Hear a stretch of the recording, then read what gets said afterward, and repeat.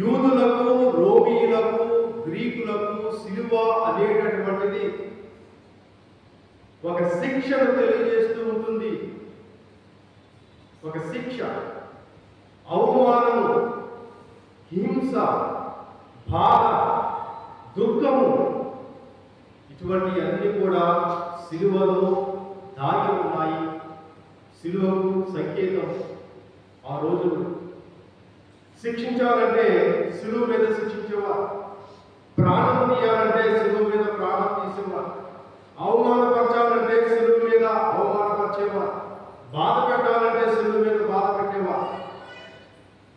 ఇటువంటి భావాలు కలిగినటువంటి ఆ సమయంలో క్రీస్తు ప్రభు ఏ విధంగా ఆ సిలువను భావించాడు, ఆ సిలువను చేపట్టాడు, ఆ సిలువను ఆలింగనం చేసుకున్నాడు, ఆ సిలువను ఏ విధంగా మోసాడు అని మనము ఒక్క క్షణము మనము ధ్యానించినట్లయితే, ప్రశ్నించినట్లయితే బైబిల్ వాక్యాల వరకు క్లుప్తముగా తెలియజేస్తూ ఉన్నాయి.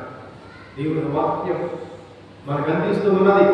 క్రీస్తు ప్రభు దృష్టిలో సిలువ అంటే ఏమిటి, సిలువకి ఎటువంటి అర్థాన్ని ఆయన ఇచ్చాడు, సిలువ యొక్క ప్రాముఖ్యత ఏమిటి, ఆనాడు జీవించినటువంటి గ్రీకులు, రోమీయులు, యూదులు ఏ విధంగా సిలువను గుర్తించారో, సిలువ దేనికి సంకేతం అని మనం ప్రశ్నించుకొని ధ్యానించినట్లయితే క్రీస్తు ప్రభుని దృష్టిలో సిలువకు నూతన అర్థము, నూతన భావాన్ని కలిగి ఆయన సిలువను ఆలింగనము చేసుకున్నారు. సిలువను సైనికులు తయారు చేసి ఆయన ముందు నిలిపి, ఇదిగో ఈ సిలువను నీవు మోయి అనే సమయంలో క్రీస్తు ప్రభువు ఆ సిలువను చూసినప్పుడు ఆ సిలువలో ఆయనకు అవమానము అనిపిస్తుంది. ఆ సిలువలో ఆయనకు లెక్కించలేనటువంటి ఆత్మలు కనిపించాయట. మానవులు లెక్కించలేనటువంటి అనంతమైనటువంటి ఆత్మలను కూడా సిలువలో కనిపిస్తూ, ఇదిగో ఈ సిలువ ద్వారా, సిలువ మార్గము ద్వారా ఈ ఆత్మలన్నీ కూడా రక్షింపబడడానికి సిద్ధంగా ఉన్నాయి అనేటటువంటి భావము, దృక్పథము క్రీస్తు ప్రభువును ముందు ఉంచినటువంటి ఆ సిలువ మురారిలో, ఆ సిలువ భారములో క్రీస్తు ప్రభువు ఆత్మలను చూశాడు. ఆత్మల యొక్క రక్షణను ఆయన చూడగలుగుతున్నాడు.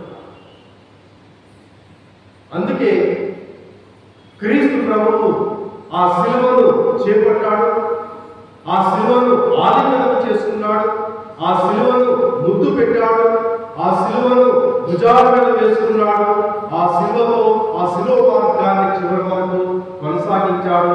కారణం ఏమిటంటే ఆత్మల రక్షణ, ఆత్మలు రక్షించబడుతూ ఉన్నాయి. మానవాళి యొక్క దుఃఖ దురితాలు దాంట్లో కనిపిస్తూ ఉన్నాయి.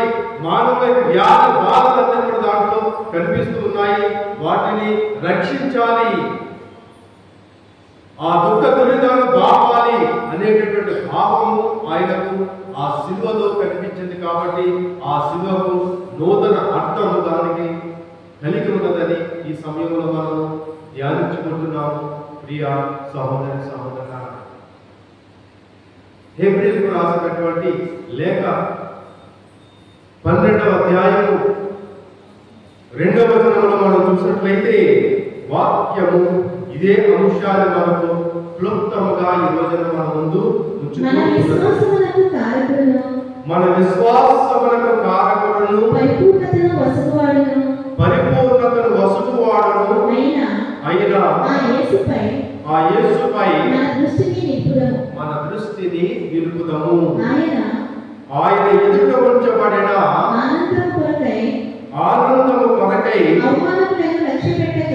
అవమానములను లక్ష్య పెట్టగా సిలువను మోసి ఇప్పుడు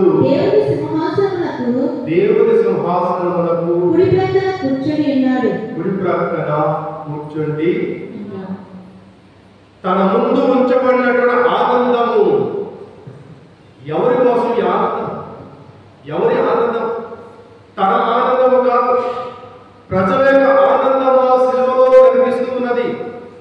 ప్రజల యొక్క రక్షణ సిలువలో దాగి ఉన్నది.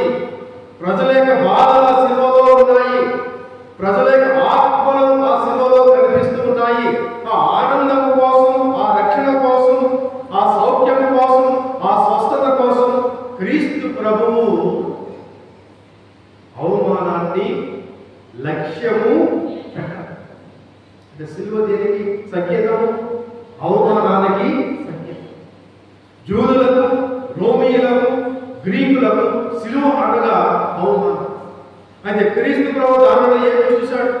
ప్రజలకు ఆనందాన్ని, సౌఖ్యాన్ని, రక్షణను, ఆత్మల రక్షణను ఆయన చూడగలిగాడు. కాబట్టి ఆ ఆనందం కొరకు, ఆనందం కోసం క్రీస్తు ప్రభు ఏం చేశాడు? అవమానాన్ని లక్ష్య పెట్టలేదు. లక్ష్య పెట్టకుండా ఆయన అక్కడ కూర్చోలేదు. ఏం చేశాడు?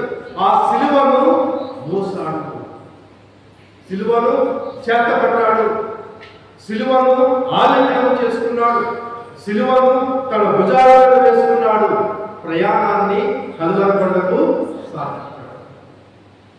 అటువంటి క్రీస్తు ప్రభువే ఈనాడు స్వర్గములో దేవుని సింహాసనము కుడి ప్రక్కగా.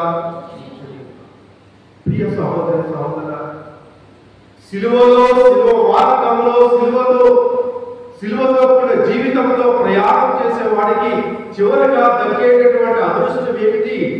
స్వర్గములో దేవుని సింహాసనం పక్కన కూర్చుండేటటువంటి అదృష్టాన్ని పొందుతూ ఉంటాడని ఈ బైబిల్ వాక్యం ఈ రోజున మనకు క్లుప్తముగా సిలువలో, సిలువ మార్గానికి వచ్చినటువంటి మనకు అందరకు ఇస్తున్నటువంటి ప్రేమ సందేశం. పరిశుద్ధ బాబు గారు, ఫ్రాన్సిస్ బాబు గారు ఈ విధంగా అంటున్నాడు. ఆయన క్రీస్తు నామములో, దేవుని నామములో మనకందరికీ కూడా కారుణ్యము దాగి ఉన్నది అనేటటువంటి పుస్తకంలో ఆయన భావాన్ని ఆయన తెలియజేస్తూ ఉన్నాడు. నేటి సమాజము, నేటి మానవాళి దేవుని కారుణ్యాన్ని పొందలేక పుట్టుమిట్టాడుతూ ఉన్నది. మానవ జాతి అంతా కూడా గాయపరచబడి ఉన్నది. ఆ గాయము సాధారణమైనటువంటి గాయం మాత్రము, లోతైనటువంటి గాయంతో మానవ జాతి గాయపరచబడి పుట్టిమిట్టాడుతూ ఉన్నదని ఫ్రాన్సిస్ బాబు గారు ఆ పుస్తకంలో వాళ్ళు అడిగినటువంటి ప్రశ్నలకు ఆయన ఇచ్చేటటువంటి ఆయన అభిప్రాయం చెప్తూ ఉన్నారు. ఇటువంటి సమయంలో గాయపరచబడినటువంటి మానవాళి, మానవ జాతి, మానవుడు ఆ గాయాన్ని ఏ విధంగా స్వస్థపరచుకోవాలో ఆయనకు తెలియదు. ఆ గాయానికి స్వస్థత ఎక్కడ దొరుకుతూ ఉందో ఆ మానవునికి తెలియదు. ఎలా స్వస్థపరచుకోవాలి, గాయాన్ని ఏ విధంగా పూడ్చుకోవాలి, ఆ గాయం నుండి ఏ విధంగా బయటపడాలి అనేటటువంటిది మానవునికి తెలియక ఈ లోకంలో కొట్టిమిట్టాడుతూ ఉన్నాడు. ఎక్కడికి వెళ్ళాలి, ఏ స్థలానికి వెళ్ళాలి, ఎవరి దగ్గరికి వెళ్ళాలి, నా ఆత్మకు తగిలినటువంటి ఆ గాయం ఏ విధంగా మానుతూ ఉన్నదని మానవునికి తెలియక ఈ లోకంలో నేటి మానవుడు కొట్టిమిట్టాడుతూ ఉన్నాడని పరిశుద్ధ పాప గారు తెలుపుతున్నటువంటి సమయంలో 12వ భక్తురాలు పాప గారు ఈ విధంగా అంటున్నారు. ఈ లోకంలో జీవిస్తున్నటువంటి మానవులందరూ కూడా పాపభీతి లేకుండా జీవిస్తూ ఉన్నారు. పాపము అనే ధ్యాస లేకుండా నేటి ప్రపంచము, నేటి సమాజము, ఈ యుగంలో ఉన్నటువంటి మానవులు జీవిస్తూ ఉన్నారు. కాబట్టి ఆ పాపం అనేటటువంటిది మానవుని యొక్క జీవితాన్ని, మానవుని యొక్క ఆత్మలను లోతుగా గాయపరిచి మానవులను ఈ విధంగా నాశనం చేస్తూ ఉంటుందని ఆయన తెలుపుతూ ఉంటారు. ప్రియ సహోదరి సహోదరుల, క్రీస్తు ప్రభువు ఆయన ఈ లోకానికి వచ్చింది. ఈ లోకంలో ఆయన చేస్తున్నటువంటి పని ఏమిటి, ఆయన బాధ్యత ఏమిటి? నశించిపోతున్నటువంటి మానవాళిని, గాయాలతో ఉన్నటువంటి మానవాళిని, లోతుగా గాయపరచబడినటువంటి ఈ మానవ సమాజాన్ని, మానవ జాతిని, క్షీణించిపోతున్నటువంటి ఈ మానవ సంతతిని క్రీస్తు ప్రభువు ఏమి చేయడానికి లోకానికి వచ్చాడు అని మనము ప్రశ్నించినట్లయితే, ధ్యానించినట్లయితే అతడు మన రోగములను భరించెను, మన దుఃఖములను వహించెను, అతని మీద శిక్షించి దుఃఖ పెట్టవలనని మనము బాధించితిమి. మన తప్పిదముల కొరకు గాయపడను, మన పాపముల కొరకు నలిగిపోయెను. అతడు అనుభవించిన శిక్ష ద్వారా మనకు సమాధానం కలిగెను, అతడు పొందిన దెబ్బల ద్వారా మనకు స్వస్థత చేకూర్చెను. స్వస్థత, గాయపరచబడినటువంటి ఈ గాయములకు స్వస్థత ఎక్కడ దొరుకుతుంది? అక్కడ దొరుకుతుంది, ఇక్కడ దొరుకుతుంది, ఆ ప్రాంతం ఈ ప్రాంతంలో కాదు. గాయపరచబడినటువంటి గాయములకు స్వస్థత క్రీస్తునందు, క్రీస్తు శిలువలో మనకు లభిస్తూ ఉన్నదని వాక్యాలు యెషయా గ్రంథము 53వ అధ్యాయం 5వ వచనంలో ఈ విధంగా మనము చదువుకుంటున్నాం. మన ఆత్మలకు తగిలినటువంటి ఆ గాయములకు స్వస్థత క్రీస్తు శిలువలో, క్రీస్తు మార్గములో, క్రీస్తు నందు, క్రీస్తు బాధలలో మనకు సమృద్ధిగా దొరుకుతూ ఉంటుంది.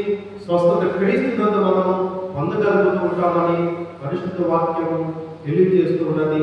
ప్రియ సహోదరి సహోదరులారా, మనం ఎక్కడికి పరిగెత్తుకుని వెళ్ళాలి? మన వైద్యుడు ఎవరు? పరమ వైద్యుడు ఎవరు?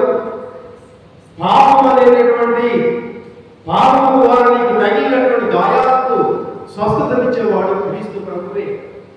నీ గాయాలు మార్పేవాడు క్రీస్తు ప్రభువే.